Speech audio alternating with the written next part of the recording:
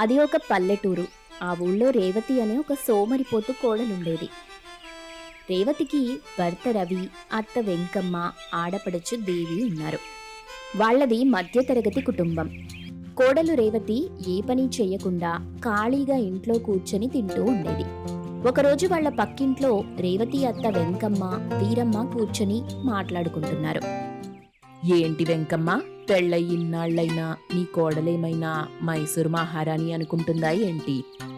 వాళ్ళు మాట్లాడుకునే మాటలు చాటు నుండి వింటూ ఉంది కోడలు రేవతి. మనసులో కందకి లేని దురద కత్తికెందుకన్నట్టు మా అత్తకి లేని బాధ దీనికెందుకు? ఏం చేయమంటావు వీరమ్మ? అడిగితే నాకు పని చేయటం రాదంటుంది. ఇంటి పనులు వంట పనులు కూడా నా కూతురు నేనే చేస్తున్నాం. ఆవిడగారు తిని కూర్చోవడం తప్ప చేసేదేం లేదు. పల్లెటూళ్ళలో పుట్టి పెరిగిన దానికి పని చేయటం రాదంటే నమ్మకం కుదరట్లేదు.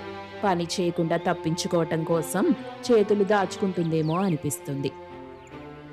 అంతేనంటావా అని ఆలోచనలో పడింది వెంకమ్మ. వెంకమ్మ ఇంట్లోకొచ్చేసరికి రేవతి పిండి వంటలు ముందేసుకొని మెక్కుతూ ఉంటుంది. మనవి మధ్యతరగతి కుటుంబాలు. తలా ఒక పని చేసుకుంటేనే కదా పూట గడిచేది. ఖాళీగా ఇంట్లోనే కూర్చుంటే ఎలా? నాకు పని చేయటం రాదని మీకు చెప్పాను కదా అత్తయ్య. మధ్యతరగతి కుటుంబంలో పుట్టి పనులు చేయటం రాదంటే నమ్మేలా ఉందా? ఏం చెయ్యను, ఒక్కతే కూతుర్నని చెప్పి మా అమ్మా నాన్న నాకే పని నేర్పకుండా గారాబంగా పెంచారు. అప్పుడే అక్కడికొచ్చింది ఆడపడుచు దేవి. బయట పనులు రావనుకో, కానీ ఇంట్లో పనులు కూడా చేయలేకపోతున్నావు కదా నువ్వు. చిన్న పిల్లలు కూడా అంట్లు తోమటం, బట్టలు ఉతకటం, కల్లాపి చల్లి ముగ్గులు వేయటం చేస్తున్నారు. నువ్వేంటి ఏవీ రావంటావు? రేపటి నుండి మాతో పాటు పనికిరా, అదే వస్తుంది. రాదని చెప్తున్నాను కదా, వాదిస్తారేంటి? కోప్పడకొదినా, నీ మంచి కోసమే మా తాపత్రయం. సర్లే, ఇప్పుడైనా మాతో పాటు వచ్చి పనులు నేర్చుకో. నా మొగుడు పనిచేసి సంపాదిస్తున్నాడు కదా, ఇక నేనెందుకు చేయటం? మీరంటే మీ కడుపుకి కూటి కోసం కష్టపడాలి. నా కొడుకు సంపాదన మీద నీకెంత హక్కుందో మాకు అంతే హక్కుంది. అలా అని మేం పని చేయకుండా కూర్చొని తింటున్నామా ఏంటి? పెళ్ళయ్యేంతవరకే కొడుకు సంపాదన మీద మీకు మీ అమ్మాయికి హక్కుంటుంది. పెళ్ళయ్యాక మొత్తం నాదే హక్కు. అదేంటోది నా అలా అంటావు? డబ్బు కోసమే బంధం బంధుత్వాలు అన్నట్టు మాట్లాడుతున్నావు. అంతే కదా మరి, నిజం వినడానికి నిష్ఠూరంగానే ఉంటుందిలే. నా ఒంట్లో ఓపికున్నంత వరకు ఎవరిపైనా ఆధారపడను. అలా అయితే వేరు కాపురం పెట్టి నా భర్త డబ్బు మీద ఆధారపడకుండా బ్రతికి చూపించండి, అప్పుడొప్పుకుంటాను. కోడలు మాటలకి రోషం వచ్చిన వెంకమ్మ కూతుర్ని తీసుకుని వెళ్లి ఆ ఊళ్ళోనే వేరే ఇంట్లో జీవించసాగింది. విషయం తెలుసుకున్న రవి తల్లి దగ్గరికొచ్చి తన భార్య తరపున తనను క్షమించమని అడుగుతాడు. పర్వాలేదులేరా, నువ్వు నీ భార్య బాగుంటే నాకంతే చాలు. అన్నయ్య, ఇలా చెప్తున్నానని ఏమీ అనుకోకు. వదినని ఇంట్లో కూర్చోబెట్టడం పద్ధతి కాదు. అవునరా, ముందు ముందు నీకు చాలా ఇబ్బందులు వస్తాయి. పిల్లలు పుట్టాక నీ ఒక్కడి సంపాదనతోనే అందర్నీ ఎలా పోషిస్తావు చెప్పు? ఏం చెయ్యనమ్మా, తనకి పని రాదని గోల పెడుతుంటే నా కర్మాన్ని సరిపెట్టుకోవడం తప్ప వేరే దారి కనిపించట్లేదు అని బాధగా వెళ్ళిపోతాడు. అమ్మా, నీకు పెద్ద వయసొచ్చింది. నువ్వింట్లో పనులు చేసుకో చాలు. నేను కూలికి వెళ్ళి సంపాదించుకొస్తాను. వద్దమ్మా, ఓపికున్నంత వరకు నేను చేస్తాను అని ఇద్దరూ పనికి వెళ్లి సంపాదించుకున్న డబ్బుతో జీవనం సాగిస్తున్నారు.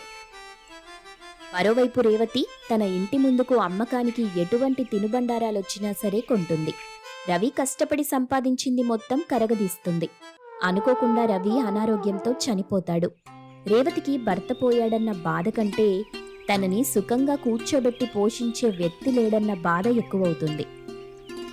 అత్తయ్య, దేవి, నన్ను క్షమించండి. నేనిప్పుడు ఒంటరిదాన్ని. ఇకపై మీకు నేను, నాకు మీరు తప్ప ఎవరున్నారు చెప్పండి? మన ముగ్గురం కలిసే ఉందాం. సరేనమ్మా. అలా ముగ్గురు మళ్ళీ కలిసున్నారు. అత్త ఆడపడుచు పోరు తట్టుకోలేక వాళ్లతో పాటు మొదటిసారి పనికి వెళ్ళింది రేవతి. పొలంలో పనిచేస్తూ మనసులో ఇలా అనుకుంటుంది. అమ్మో, ఇలా అయితే వీళ్ళు నన్ను రోజు పనికి తీసుకొస్తారు. అసలు వీళ్లతో కలిసి ఉంటానని చెప్పిందే కష్టం చేయకుండా వాళ్ళ కాయ కష్టం మీద ఆధారపడి సుఖంగా బతకొచ్చని. ఏదో ఒక దొంగ ఎత్తు వేసి పనికి రాకుండా తప్పించుకోవాలి అని అప్పటికప్పుడే అమ్మో, చలి జ్వరం, తలనొప్పి, ఒళ్ళు నొప్పులు, కాళ్ళు లాగేస్తున్నాయి అని కేకలు వేస్తూ వణికిపోతుంది. దేవి వెంకమ్మ కంగారు పడిపోతారు. రేవతిని ఇంటికి తీసుకెళ్తారు. నేను వెళ్ళి డాక్టర్ని తీసుకొస్తాను అని చెప్పి ఊళ్ళోని ఆర్ఎంపీ డాక్టర్ని తీసుకొస్తుంది దేవి. ఆర్ఎంపీ వైద్యుడు రేవతిని పరీక్షించి, ఈవిడకి బాగానే ఉంది, జ్వరం లేదు, ఏం లేదు. నా బాధ మీకు తెలియటం లేదు. తల మొత్తం సుత్తి పెట్టి కొట్టినట్టు, ఒళ్ళంతా సూదులు పెట్టి కుచ్చినట్టు ఉంది. సరే, మందులిస్తాను, కొద్ది రోజులు ఇంట్లోనే విశ్రాంతి తీసుకో. వైద్యుడి నుండి ఆ మాట కోసమే ఎదురు చూస్తున్న రేవతి సంతోషంగా అలాగేనండి అని అంది. వారం రోజులలా గడిచిపోతాయి. రేవతి నాటకాన్ని కొనసాగిస్తూనే ఉంది. రోజంతా ముసుగు తన్ని పడుకుంటుంది. దేవి వెంకమ్మ పొలం వెళ్ళాక లేచి వాళ్లు వండుకున్నది పిల్లిలా తింటుంది. మళ్ళీ వాళ్లు పొలం నుండొచ్చేసరికి ఏమీ ఎరగనట్టు పడుకుంటుంది. ఒకరోజు రేవతి మంచం పక్కన నిల్చొని ఉంటారు దేవి వెంకమ్మ. వదినకి జ్వరం కాదనుకుంటా, గాలి పట్టినట్టుంది. నాకు అదే అనుమానంగా ఉందమ్మా. అది విన్న రేవతి మనసులో, ఆహా, ఈ ఉపాయం చాలా బాగుంది. జ్వరమని చెప్పి ఎన్నాళ్ళింట్లో పడుకుంటాను? అదే దయ్యం పట్టినట్టు నటిస్తే ఇక దానికి మందే లేదు. ఎన్నాళ్లైనా ఇంట్లోనే హాయిగా విశ్రాంతి తీసుకోవచ్చు అనుకొని దేవితో రేవతి, అవును దేవి, నువ్వు చెప్పింది నిజమే. నాకచ్చం అలాగే అనిపిస్తుంది. ఇన్నాళ్ల నుండి నేను గమనించలేకపోయాను. అయితే ఎవరైనా భూత వైద్యుణ్ణి పిలిపించి చూద్దాం. వద్దత్తయ్య గారు, నన్ను పట్టిన ఈ గాలి మహా మొండిది, కోపిష్టిది. దాన్ని వదిలించడానికి మనం ఏదైనా చేశామంటే నన్ను చంపేస్తుంది. మన ఇల్లు అల్లకల్లోలం చేస్తుంది. అలాగని ఎన్నాళ్ళని ఇలా ఊరుకుంటాం వదినా? దానంతట అదే వదిలిపోయే వరకు నాకీ బాధ తప్పదు, మీకు ఈ గోలా తప్పదు. మనమేం చెయ్యకపోతే దానంతటది ఎందుకు వెళ్తుందమ్మాయి? ఆ దయ్యం అప్పుడప్పుడు నాతో మాట్లాడుతుందత్తయ్యా. తను కొన్నాళ్ళు నా ఒంట్లో ఉంటుందంట. ఆ తర్వాత నన్ను వదిలేసి వెళ్ళిపోతుందంట. అప్పటి వరకు దాని జోలికి రావద్దని చెప్తుంది. వెంకమ్మాదేవి రేవతి మాటలు నమ్మారు. అలా కొన్నాళ్లు గడిచింది. కొద్ది రోజులకి దేవికి వదినపై అనుమానం వచ్చింది. ఎందుకంటే దేవి వెంకమ్మ ఇంట్లో ఉన్నంతసేపు అమ్మా అయ్యా అంటూ మూలుగుతుంది. వాళ్ళు బయటికి వెళ్ళిపోగానే మళ్ళీ మామూలుగా అయిపోతుంది.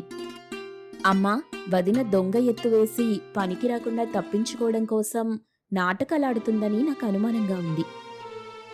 నాకు కూడా అదే అనుమానంగా ఉందమ్మా. ఎలాగైనా వదిన ఆట కట్టించాలి. ఆవిడ దొంగ ఎత్తుని ఆవిడ చేతే బయట పెట్టేలా చెయ్యాలి దానికొక ఉపాయం ఉందమ్మా అని బయటికి వెళ్ళిపోయింది వెంకమ్మ. కొద్దిసేపటికి ఒక భూత వైద్యుణ్ణి వెంటబెట్టుకుని వచ్చింది. వెంకమ్మతో అతన్ని చూడగానే భయంతో బెంబేలెత్తిపోయింది రేవతి. వెంకమ్మ భూత వైద్యుడికి కోడలు నాటకం గురించి ముందే చెప్పి ఉంచడంతో రేవతి తిక్క కుదుర్చాలని భూత వైద్యుడు రేవతిని చూసి, ఈ అమ్మాయికి పట్టింది శంకిని దయ్యం. ఇది వదిలిపోవాలంటే ఒకే ఒక్క మార్గం. ఏంటో చెప్పండి, అదే చేస్తాం. అట్లకాడని కాల్చి ఒళ్ళంతా వాతలు పెడితే దెబ్బకు దయ్యం దారికొస్తుంది. అది విని బెంబెలెత్తిపోయింది రేవతి. చేస్తే దయ్యం వదలటమేమో గాని నా ప్రాణం గాల్లో కలిసిపోవటం ఖాయం. నీకా భయం అక్కర్లేదు. దయ్యం నీ ఒంట్లో ఉండగా అట్లకాడ వాతలకు నీకు ఏమీ తెలీదు. అయితే ఆలస్యం ఎందుకు? ఇప్పుడే వెళ్ళి అట్లకాడ కాల్చుకొస్తాను అని చెప్పి వెంకమ్మ అట్లకాడని బాగా కాల్చి తీసుకొస్తుంది. భూతవైద్యుడు అది తీసుకుని రేవతి ఒంటి మీద పెట్టబోతాడు. అంతే, రేవతి దెబ్బకి నిజం చెప్పేస్తుంది. నన్ను క్షమించండి. పనికి రాకుండా తప్పించుకోవడానికి నేను ఈ నాటకం ఆడాను. నాకు ఏ దయ్యమూ పట్టలేదు. నాకు బాధలు పెట్టకండి.